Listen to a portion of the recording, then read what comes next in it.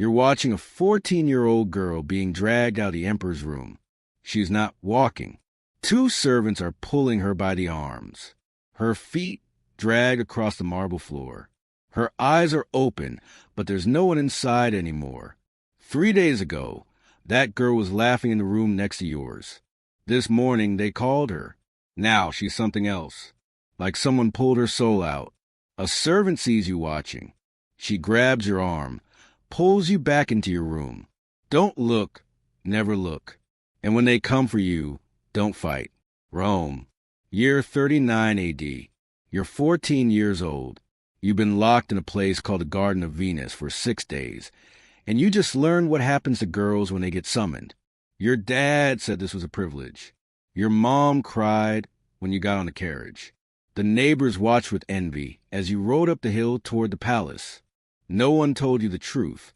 No one told you that the most powerful man in the world has a system like a factory that writes down girls' names on tablets, their ages, what they look like, and calls them one by one to his room. And when they come out, they're not the same anymore. This is a story of what Caligula did to the girls in his palace. And the scariest part isn't what he did, it's that no one stopped him. Not the senators, not the guards, not even the parents who handed their daughters over at the door. Everyone knew, and everyone stayed quiet. If this story grips you, drop a like and subscribe. It takes a second and helps us pull more voices out of silence. But before you understand what happened in those rooms, you need to understand how a human being becomes capable of this. Because Caligula wasn't born a monster. He was manufactured. The year is 19 AD. A 7-year-old boy runs through a Roman military camp wearing a miniature soldier's uniform complete with tiny armor and little red boots. The soldiers adore him. They call him Caligula. Little Boots. He's the son of Germanicus, Rome's greatest general since Julius Caesar. The men believe this child brings him victory. He has no idea what's coming.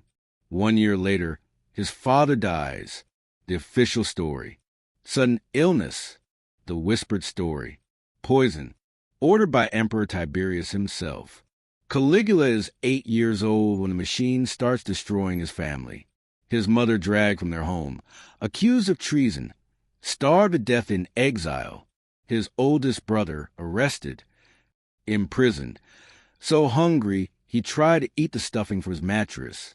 His second brother, exiled to an island where guards tortured him until he smashed his own head against the walls to end it. One by one erased, and young Caligula watches all of it happen. By 31 AD, he's the last one left, 19 years old, the sole survivor. Then comes the summons. Emperor Tiberius wants to see him on Capri. The ancient historian Suetonius Tacitus, people writing within living memory of these events, describe Capri as a house of horrors. Tiberius had turned the island into his personal fortress. Far from Rome, far from anyone who might object to what he did there. Into this environment walks teenage Caligula. He knows Tiberius murdered his family. Everyone knows, but he can't show it. One wrong look, one flash of anger, and he's dead. Suetonius writes something chilling. There never was a better servant or a worse master.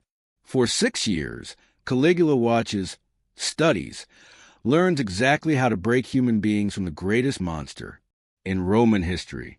Then in 37 AD, Tiberius dies. Some say natural causes. Others say Caligula smothered him with a pillow. Either way, the hostage is now emperor. Rome celebrates. They think they're getting the son of beloved Germanicus. They have no idea what they just unleashed. For 7 months, everything seems perfect.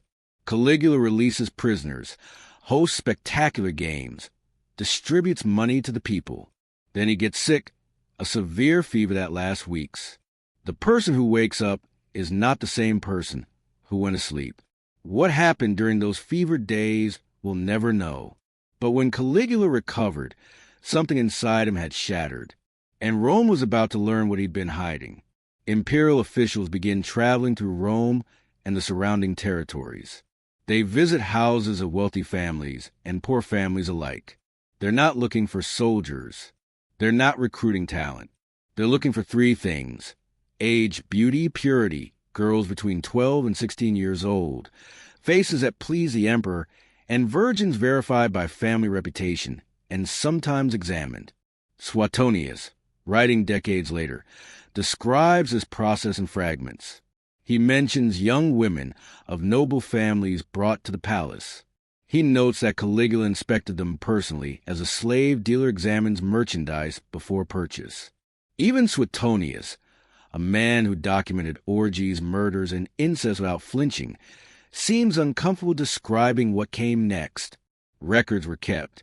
Wax tablets documented each girl's name, age, physical appearance, family connections. This wasn't impulsive cruelty. This was inventory management. Human beings reduced to entries in an accounting ledger. The system was terrifyingly efficient. Officials traveled in pairs carrying imperial seals that opened any door. They had quotas to meet, reports to file. They measured their success in numbers. How many candidates identified? How many families visited? How many girls delivered? This wasn't chaos. This was bureaucracy. And that's what makes it truly horrifying. Not one madman acting on impulse, but dozens of functionaries processing human beings with the same detachment they'd use to count grain shipments. The families didn't resist. In a society where honor was everything, being selected by the emperor was presented as the highest privilege. Parents competed for the opportunity, dressed their daughters in white, braided their hair with flowers. Some mothers wept, mothers when the carriage departed. But they wept quietly, because crying loudly would mean they weren't happy and not. Being happy would mean serving the emperor was something bad. So they swallowed their tears, swallowed their doubts, and let their daughters go. They called it the Garden of Venus. The name sounds beautiful, romantic, like a place filled with flowers and fountains where young women learned poetry and music. It was a prison. But here's what made it worse than any dungeon. A dungeon looks like a dungeon. Chains, cold stone.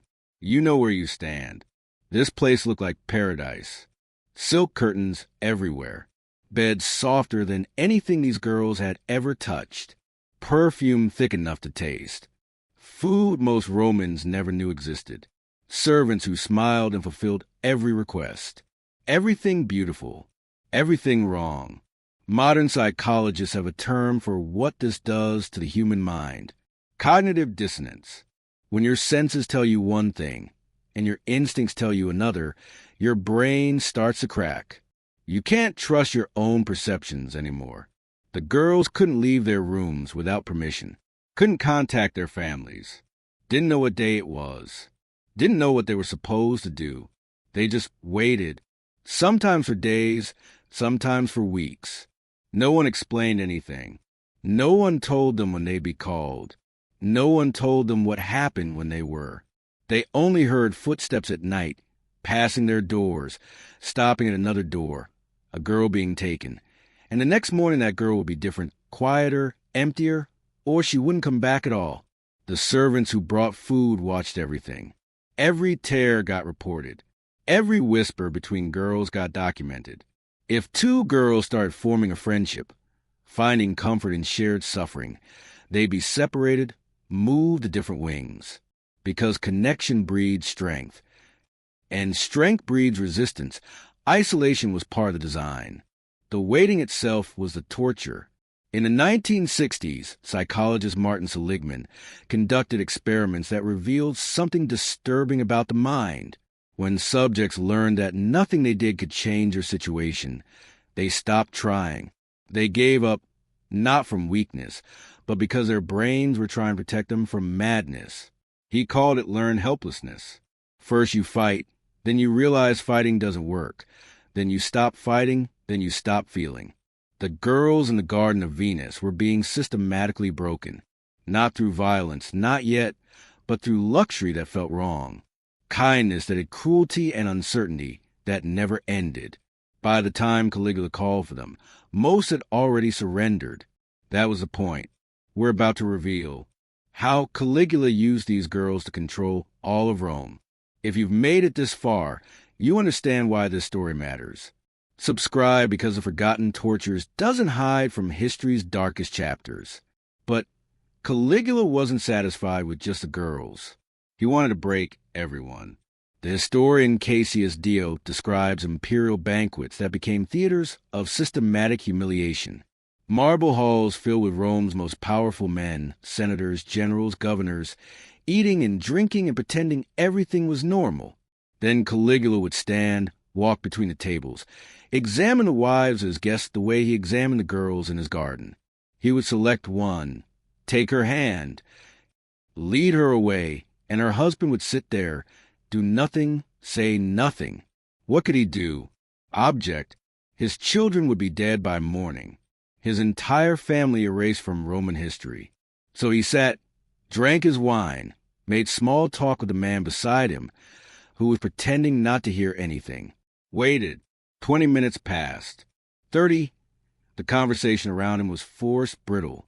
Everyone pretending this was normal. Everyone pretending they couldn't hear the sounds from the other room. Cassius Dio recorded one specific incident. A senator named Valerius Asiaticus watched as Caligula took his wife. When she was returned, Caligula sat down and began describing in graphic detail exactly what had happened.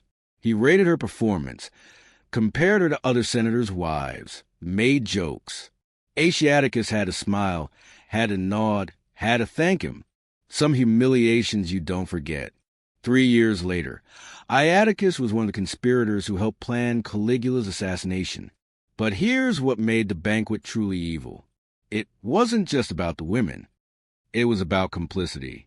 Once you sat at that table and did nothing while the emperor violated someone's wife, you were guilty too. You couldn't expose him without exposing yourself. You couldn't rebel because you were already part of the machine. Suetonius writes that Caligula would sometimes loan the palace girls to favorite senators, not as gifts, as traps. Accept the loan and you participated, refuse, and you've insulted the emperor. Either choice destroys you. That's how tyranny actually works. Not through armies and laws alone, through shame, through complicity, through making everyone so dirty that no one can point fingers. The senators who attended those banquets went home to their families, kissed their children goodnight, pretended they were still honorable men. But they knew, and Caligula knew they knew, and that knowledge was its own kind of chain. Every machine has a flaw. While Caligula was busy breaking senators and destroying young girls, he made a critical mistake. He forgot about the guards. The Taurian Guard, the emperor's personal bodyguards, elite soldiers who stood inches from him every single day, armed, trained, lethal. One of them was named Cassius Chiria, senior officer, respected veteran, a man who had served Rome with honor for decades.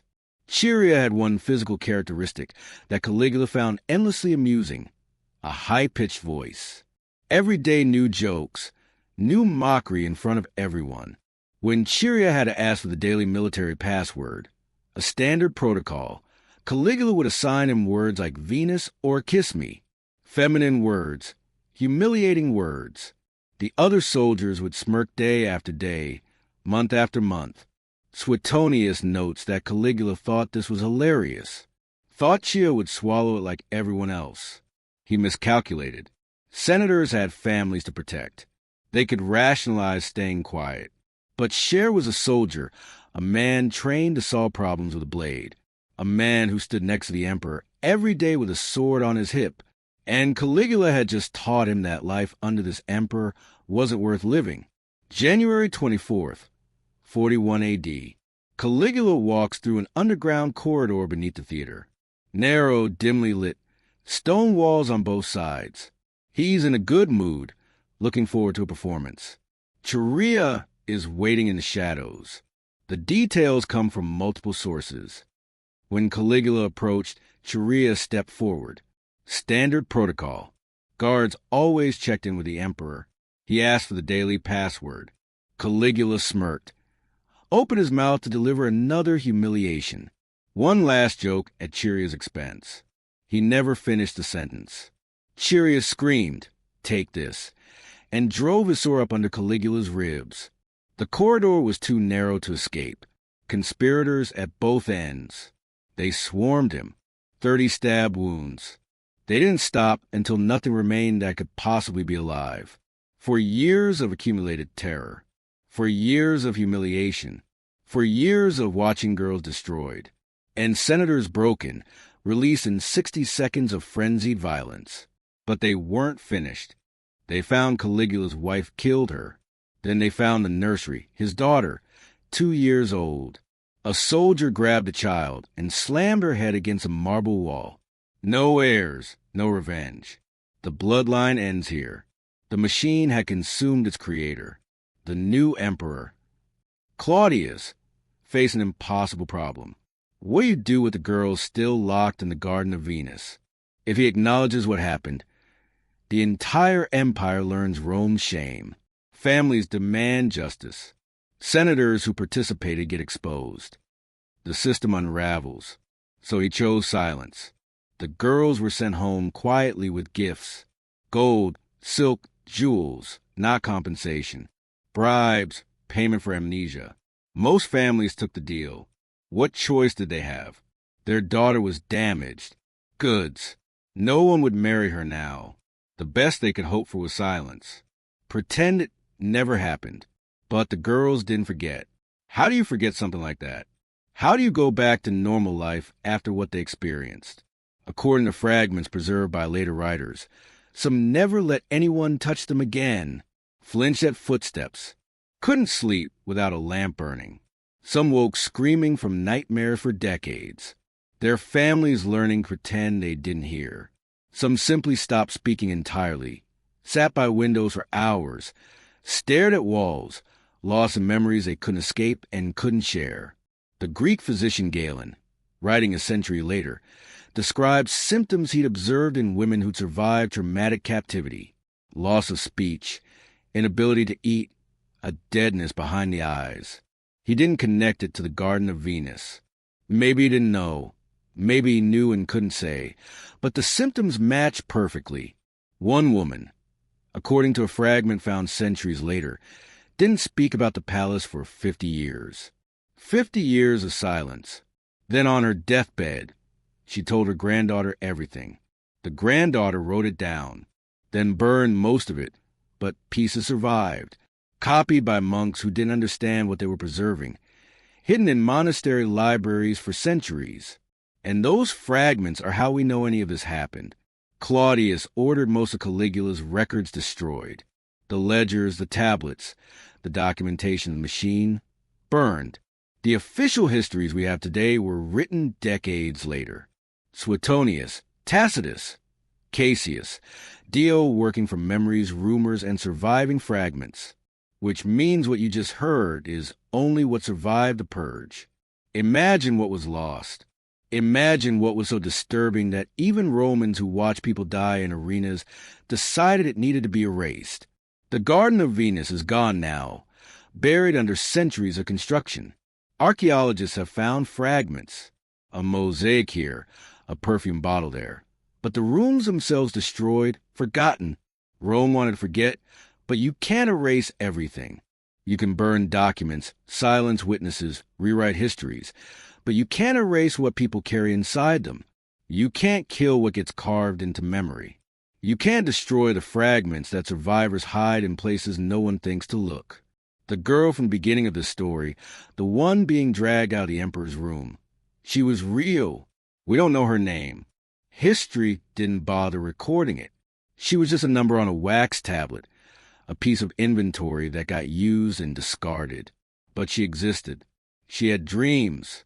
She had a family. She had a whole life ahead of her before they knocked on her door. And someone somewhere loved her. That's what empires do. They turn people into numbers. They turn lives into inventory. They build systems so efficient that no one person feels responsible. The officials were just following orders. The guards were just doing their jobs. The senators were just protecting their families. The parents were just accepting an honor. Everyone had an excuse, and the machine kept running. The only thing that stopped Caligula wasn't morality, wasn't justice, wasn't the Roman people rising up in outrage. It was one soldier who got humiliated one too many times. If Cherry had been a little more patient, a little more afraid, the machine would have kept running. How long? We'll never know. And that's the lesson that echoes across 2,000 years. Systems of cruelty don't fall because they're evil. They fall by accident, by one person breaking at the right moment. The rest of the time, they just keep running, consuming lives, creating silence, waiting for someone to finally say, enough. The Garden of Venus operated for 4 years. For years of girls being processed like inventory. For years of senators being broken at banquets. For years of parents handing over daughters and telling themselves it was honor. And if one soldier hadn't been mocked one too many times, it could have been 40 years for 100. The machine doesn't care how long it runs. It just runs. That's why these stories matter. Not because they're ancient history, not because they're safely in the past. Because they're patterns, templates, blueprints that get used again and again. Different faces, different places, same machine. And the only thing that stops it, has ever stopped it, is someone who refuses to stay quiet. This is the forgotten tortures. We don't sanitize history. We show you what actually happened, because the past isn't dead. It's waiting in the dark, waiting for someone to